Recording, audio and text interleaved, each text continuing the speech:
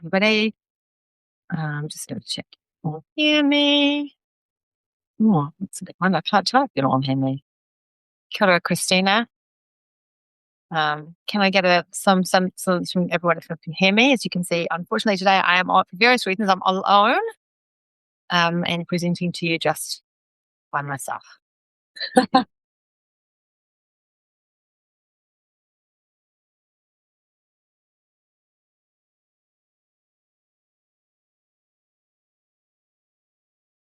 Okay, you can hear me. Beautiful, Christina. Okay. Tēnā koutou, tēnā koutou, tēnā koutou katoa, ko te kolman toko e. Kia ora, everyone. We'll begin with karakia, and then I'll just outline how the session is going to go. Kia hora te marino, kia whakapapa puna mo te moana. He urahi mā tātou e te rangi nei. Araha atu, araha mai. Tātou e tātou katoa. Haui e tāki e. Right. All right. Well, thank you everyone who has taken time, I know, out of their non-contact to join us for today's webinar around learning languages. As you can see, I am alone today for the first time for the webinars. Just various things conspired against us, but that is okay. We're still going to follow the similar format, and I've still drawn upon learning language expertise in creating the materials and resourcing. So I will say that if any of you that are in the group now want to chime in later on, I will offer an opportunity for that, and I can invite you in, and if you have something that you would particularly like to share from what you've looked at in terms of the learning languages curriculum, then that opportunity will be given. So what we're going to do, as ever, is I will show you the main resource, and then I will take you through our snapshot summary on the learning languages. And I'm going to read quite a lot, obviously, because I'm drawing on material that's been provided to me. As you know, I'm not a learning languages expert. So thank you everyone who is here, and we'll get started. All right, let me find the right story. Okay. All right, so as ever, I have created a page, a web source for you to go to take you through the consultation program. And there are various bits in there, and I'll show you a bit more about that when I've gone through the summary, just in terms of how you get to accessing the material on Taharangi and the consultation document. Learning languages is organised a little bit differently, so we might spend a bit of time just looking at that because it's a bit trickier to find. And we'll now look at the snapshot document. And as I said, these materials, which are designed, it is all designed to be sort of a quick whisk through the curriculum area to get people interested and get people aware of what's going on in terms of the curriculum, get them encouraged to do the consultation. We only have 9 days left for completing the consultation, so please, if you are keen, get stuck in and get that completed, and encourage your colleagues and others to do so as well. All right, so looking at the learning languages draft, it is a bit of a trickier one because there are obviously different materials for different languages, and the way that it's been organised on Taharangi, when we go and have a look at that, you'll see the sort of a sort of broad statement, and then it splits off into particular languages. But as I said, these are kind of the broad big picture issues that have been raised to me. So centrally, the concern is that this curriculum that's currently framed is a step backwards for language education in Aotearoa, and that there are three main structural problems that are overshadowing kind of everything in terms of this. The reduction of the teaching time and some levels, not allowing for meaningful language acquisition, for developing fluency, that kind of consistent practice that any of us who have attempted to try and learn a language will know is required. The removal of the communication strand, which you would think is crucial, really. And then, as ever, the optional status of the learning area. And these are kind of the big issues that are glaring for the learning languages community. And, you know, and for them, really everything kind of falls out of that. So if we look at the purpose statement that's been given, again, the purpose statement's meant to articulate, you know, sort of the value of the learning area, but that is tricky with languages because it's not compulsory. So why is this, you know, the purpose statement that should be setting a tone for why something is value and why it is important for all learners is a bit tricky to write if you're actually then saying, but we won't make, it's not compulsory for all learners. So schools can opt out of offering learning languages entirely, and therefore this kind of purpose statement becomes really a bit more of an aspirational rather than a distinct purpose to it. So the big one, again, that I mentioned earlier was that lacking of reference to the communication strand. So it mentions communication and transactional communication, but that, and that's a good thing, but that emphasis is not then reflected across the other two knowledge strands, linguistic knowledge and culture and socio-linguistic knowledge, that kind of come underneath that. So again, the communication strand is gone, and then where it is mentioned, it's not embedded. And, really communication is the central purpose of language, learning languages, and really should have that strand to match. Some of the concern around, language pedagogies. So there's a concern that it's sort of going back very much to kind of collecting a lot of vocab, collecting a lot of grammatical structures, but actually the more modern notions of how we think about language in terms of the cultural understandings is absent.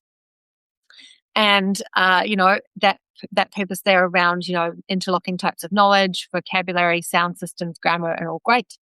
Those things are organized to some extent in terms of a knowledge progression, but sort of how they all actually interweave and work together is not clear at all. It sort of the document is listing a lot of things to teach in terms of instruction to teachers, but not really a sense of why the students should be learning these things, the purpose to them, and then providing actual genuine learning objectives. So what should be success criteria for the learners and for the teachers to be able to guide them in the direction that they're going. In terms of the structure, again, this communication strand is the big issue. So removing that, reduces the language learning to really a list of isolated vocabulary, grammatical structures, and cultural facts, but not really indicating how these are brought together and how these are really used in terms of communication, in terms of that solid purpose. The breadth over the depth. So there's lots of content, lots of kind of lots of quantity of stuff, but not really a connection point to whether or not they're developing that communicative competency. And just, and sort of the why, the purposefulness of it too. It's very content heavy, but in terms of the rhetoric around knowledge rich, that's not felt. One example of that is, in the novice statement that they make, the students at the beginning are supposed to know a non-breaking space is required before question marks and exclamation marks in French, which is a typographical fact, but it doesn't really enhance their ability to communicate more effectively in that language. And it's sort of a thing at particularly at novice one level.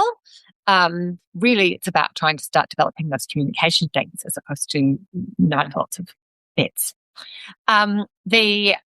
The knowledge strands, there's a feeling that they're not coherently presented to support coherent planning. So, there's not as much guidance around the kind of scope and the scaffolding that is required. And this is the lack of distinct learning objectives makes that really tricky in terms of what should the students be able to do as a result of learning in languages. The introduction. So again, there are several things here that were highlighted. The idea that it doesn't really capture what language looks like in practice. It doesn't describe the kind of communicative and immersive and culturally situated nature of effective language programming.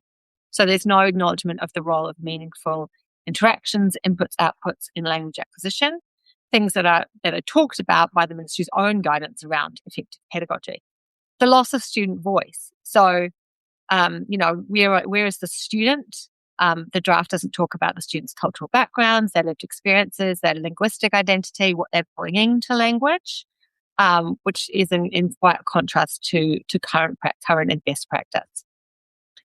The authentic language learning environment. So there's not a sort of, it talks about that in the introduction, but that notion is not carried through in the later phases. And because of the quantity of content that's been prescribed here to be covered, it's going to make it tricky in terms of how teachers will design authentic learning experiences given the short time frame and the quantity of stuff to do. So how is that notion of authenticity really carrying through? Intercultural competence. I think this is really interesting as a person that's not a language teacher, but that idea around, language learning carries that notion of intercultural competence, our global citizenship, our ability to develop empathy and understandings across cultures and across nations. And that sort of cultural dimension of the draft is really lacking. And it kind of presents languages as quite static chunks of knowledge rather than that, language is an evolving and culturally situated phenomena, and it is a dynamic thing.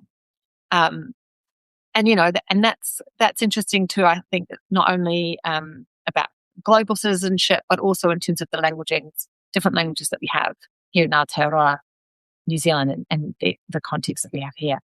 There's a concern that the phases and the emphasis of the phases are not clear either, in terms of articulating the different emphasis we should have according to different phases of our language learning. So in the beginning, language learning should be playful and exploratory and really, a lot of oral communication and cultural experience. And later on, it's going to move into that linguistic knowledge and communicative fluency. At the moment, that progression is not visible. All right, moving to the phase teaching sequences. Phase 1. Phase 1 is our foundational phase. Oh, I'm going to see a capital letter. I see in there. And so that's, again, where it's really the absence of the communication strand is really notable, because we should have the young learners introduced to language through songs and games and meaningful interactions and things that will build their phonological awareness and their basic vocabulary, and that positive kind of disposition towards language learning, keeping it joyful and interesting and building that curiosity and giving them a sense too of the kind of cultural knowledge of the language as well. That's part of that it's not this kind of just isolated thing, that actually the language is located and situated, and having authentic materials and stories to provide to that. In phase 2, there's an idea that there's a lot of focus on isolated lists, vocab, grammar, structure, etc., but not really bringing that together as to what is the purpose of that, what can we do with that language, what will it allow the learners to be able to do, and again, connecting back to, I guess, what should have been developed in terms of their interest in communicating. The sequencing is also quite narrow in terms of that. There's a clear structure in terms of piecing together vocabulary and grammar, but not necessarily a clear sense of how they communicate meaningfully in that language. We get to phase 3, there's really that issue around time. So at years 7 to 10, it talks about 30 minutes to an hour and a half a week. It's not really giving the time over to make the content, to engage with that content meaningfully. So, the language learning needs consistency. It needs high frequency exposure. It needs practice over time. There are also some factual inaccuracies in some of the material in the French curriculum, in the Spanish curriculum, I believe, as well, where some of the content is actually inaccurate and wrong. There's also concern around terminology across the document, inconsistency around the terminology, which also is potentially going to confuse teachers. In phase 4, the allocation time again, 60 hours per year in years 9 and 10, about an hour and a half a week. Again, not sufficient for meaningful language development at this level. And you're hoping at this point students are getting really into some genuine fluency in their communications. They're engaging with texts, written texts in the language, and really starting to develop skills they're going to need to take them forward into phase 5 and potentially into NCEA. And there's a concern here that they're not going to have that clear pathway because they won't have done enough scaffolding into that. So what does that do? What will the impact be for them at phase 5 and potentially in terms of ongoing and further language study into the university through the NCA? So across the phase summary, again, the notion that communication strands is missing. It's sort of lists of stuff, but the sort of why, the weaving together is absent. The notion that this learning area remains optional. What does that signal to our schools and to students and to whānau? And how will that impact on equities for those who don't have access to language learning outside of schools? And also students for whom, this might be part of their home language, and this is a place at school that they can further develop knowledge of their own home language and their own cultural identities. And, and this opportunity is now being taken. So that purpose, that authenticity, that identity background. The Pacifica languages seem to be particularly lacking in terms of the attention that they're given, which seems strange given our position in the Pacific and the high number of Pacific students that we have in our schools. The lack of time, talked specifically about that in phase 3 and 4, and then some errors and inconsistent terminologies, which, if we're going to have a long list of grammar and vocabulary, you would hope that they were in fact accurate. So the overall comments around this is thinking about language as foundational, connecting Aotearoa New Zealand to the world, thinking about how it enables us to build our intercultural understanding of others, our empathy for others. And there are many benefits to learning languages we know in terms of cognitive, social, and cultural.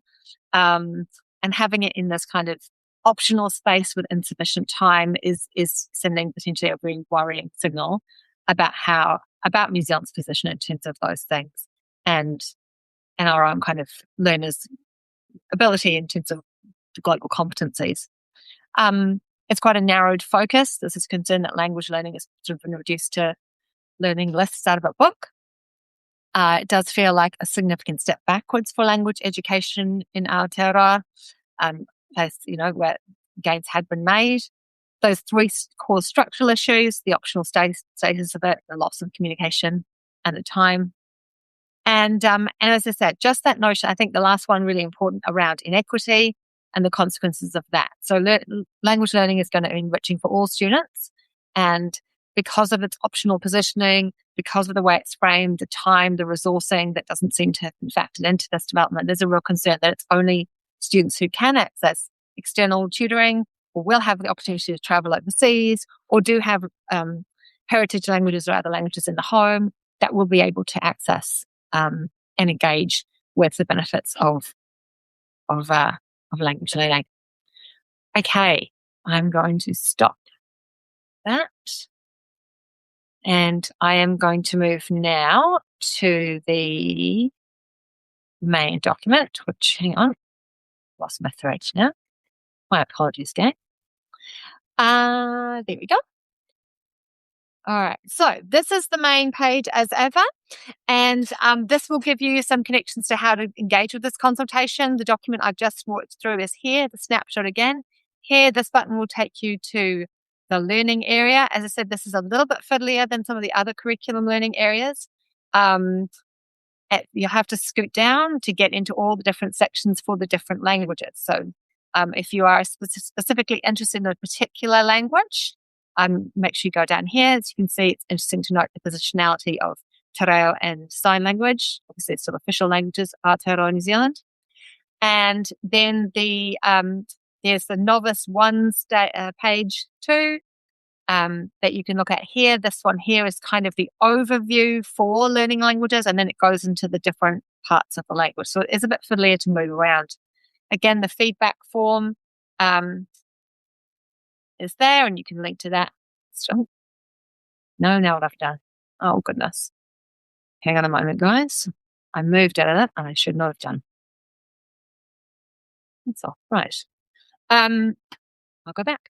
As I said, it's a bit fiddlier. I've proved that, haven't I, by getting lost. It's a bit fiddlier to navigate the Taharangi page around learning languages because they've split it into the different languages themselves. And then I go back to my screen. Yes. All right. Then this button here will take you, no, that's not it. This button here will take you to the consultation survey document. We've gone through that again. Again, they're asking for exactly the same survey data that they're asking of the other learning areas. And I've popped down here a couple of extra bits of reading. This will take you to an Ipu Kereru link, article written by Florence Lyons regarding the curriculum draft. And this one here is a wealth of material around the notion of learning languages as making that a compulsory area of the New Zealand curriculum. So that should give you all the materials that you need to have a little look at that. I will now we have finished early because it was just me talking. And I'm wondering if anyone has comments or anyone would like to chip in and share their thoughts. Let me go back to my screen so I can see if anybody wants to say anything. Please pop a comment into the chat if that is you. I'll give you a moment. Feel the pressure. Or, of course, you can just put a comment into the live chat as well. Mine's frozen, so I hope that's not indicative of what's going on for everybody else. Oh, thank you. Thank you, Ian. I appreciate your comment. I appreciate your support.